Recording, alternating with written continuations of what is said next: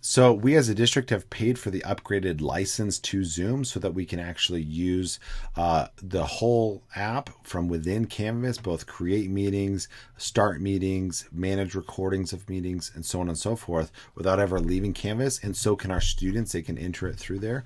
And so in this particular step, we're going to learn how to create those Zoom sessions. And then I'll also show you how to grab the link so that you can then link to your Zoom links, like buttons and such. Okay. So there's one problem with me particularly is that my current account is a business account so that I can host those huge over 100 people meetings, and so I can't actually show this to you, so I'm going to masquerade as one of you. And so I've chosen my buddy Nick, and so yeah, don't get mad at me, Nick. But so I'm pretending to be Nick right now, and I'm actually in his one of his courses, which, by the way, is amazingly well laid out. Notice that he's got synchronous learning and asynchronous learning there. He's got good naming of his tasks. Tip for life here is find that teacher BFF and say, hey, let me see your course, and just trade good good tips. Okay. So the first thing I'm going to do, though, is I'm going to go down to settings, and I had already done this before, but when you go into your course, you're not going to see the Zoom link over there. It's going to be in the course details. And remember, we go to navigation, and then we can find where it is. It will actually be way down here at the bottom because we just added it. And so you're going to drag it up. And I put mine way at the top because I want my students to see it, and hit save. And don't worry, Nick, I will undo all these settings. And so next, let's go ahead and click into Zoom. What does it look like? Now, the first thing I want you to notice is this wonderful pop-out menu is that with the upgraded license, that they give us some walkthrough tutorials. And so feel free to walk through those if you're struggling with a particular aspect of Zoom. But here's the basics. It resembles the Zoom app itself fairly closely. And so the first thing you're going to want to do is you're going to actually schedule a meeting. So schedule a new meeting. And let's just walk through some of these settings so that you can do it. First off, give it your subject name. So grade 6 science or ninth period or fourth period science, whatever unique identifier you're going to want to use, because this will also be shown in your Zoom account, and so or even on your calendar. And so if you need to use those unique names so that you can see what it is, you don't want to just say science, because then you're not going to know which one's which.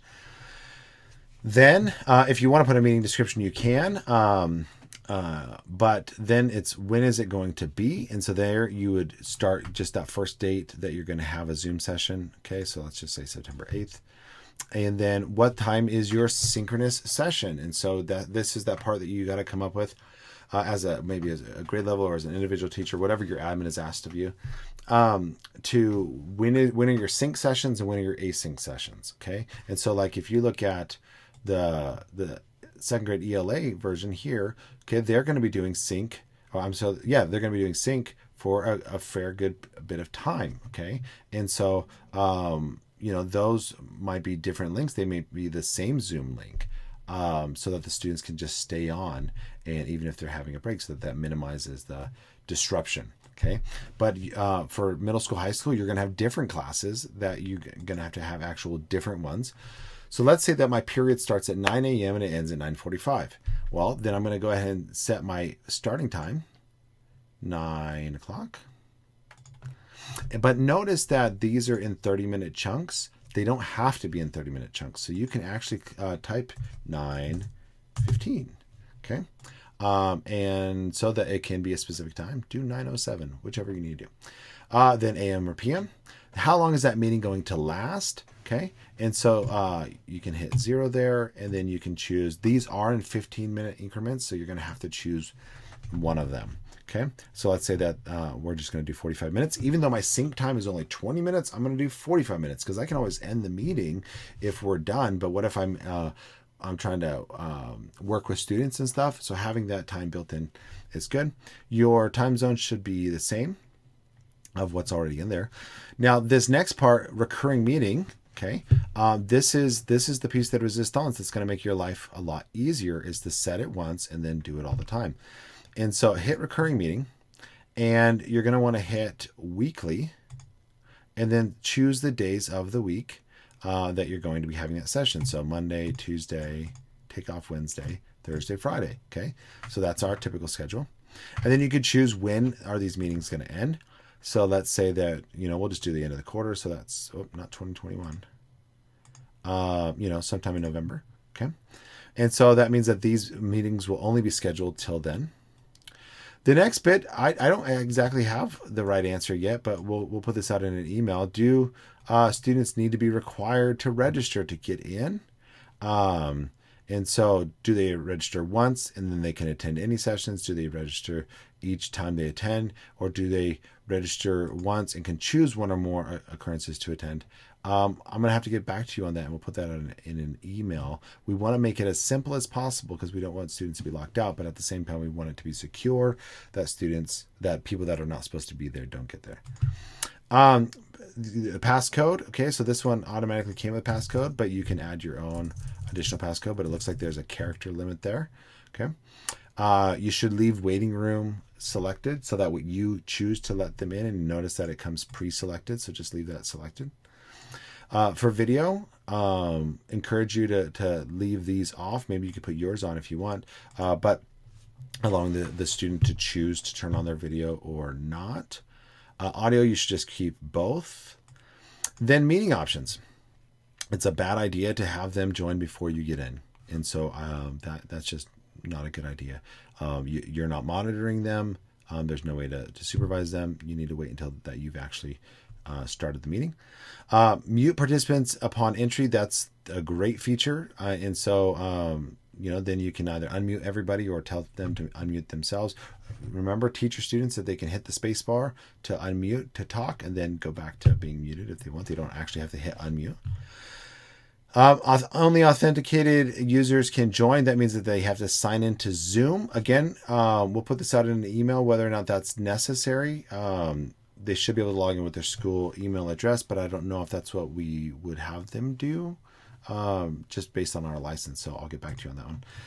And the last thing is record the meeting automatically onto the local computer. So this isn't necessary because we've paid for extended cloud storage, which basically means that we get so many gigabytes worth of space that to save meetings, and it's a shared space between all teachers in the district. So some may use more and some may use less. You don't have your own specific amount.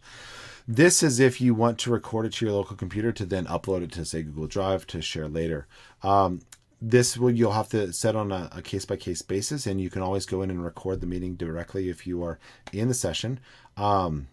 An example for this would be that let's say you're doing a class meeting about a particular thing, like, hey, we're going to go over project instructions, and so you want to have that available to them later. Do this if you're doing, say, giving an actual presentation. Maybe you want to do this.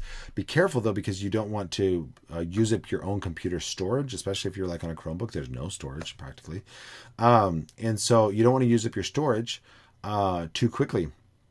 And because it'll eat it up really, really fast. And again, we have cloud storage. The thing with cloud storage, though, is that it will automatically delete after so many days. We haven't set that yet, whether it's like 3 days or 7 days or 2 weeks, whatever, so that students have time to view. Okay. Then you're going to go ahead and click save, and it's going to give you the details for this particular meeting. And so, like, this is a specific meeting URL. It's not his personal one or your personal one. And then you can go ahead and add it to Google Calendar or whatever your calendar is. You can copy the invitation. This is where if you were to link that specific meeting, and again, if it's your recurring meeting, then to like your Zoom button, whether it's the Zoom button on your front page of, I can't do it because I'm masquerading as him.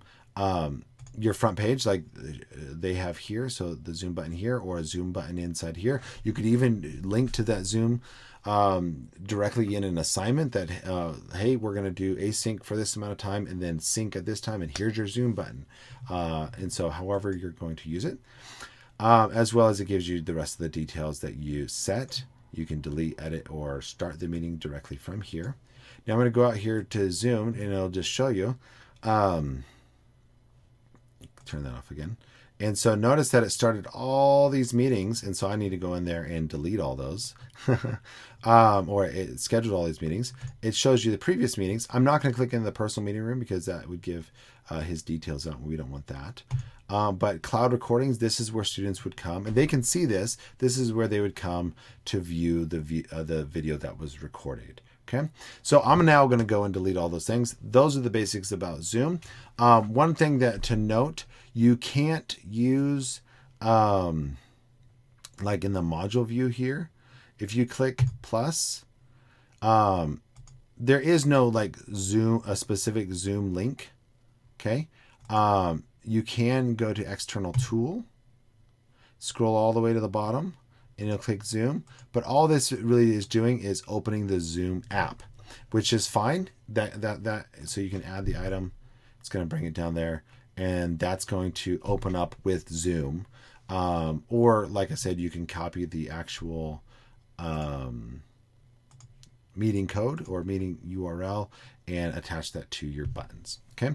So if you have any more questions, make sure you check out that Zoom tutorial that pops out when you go into that. Okay. Cheers.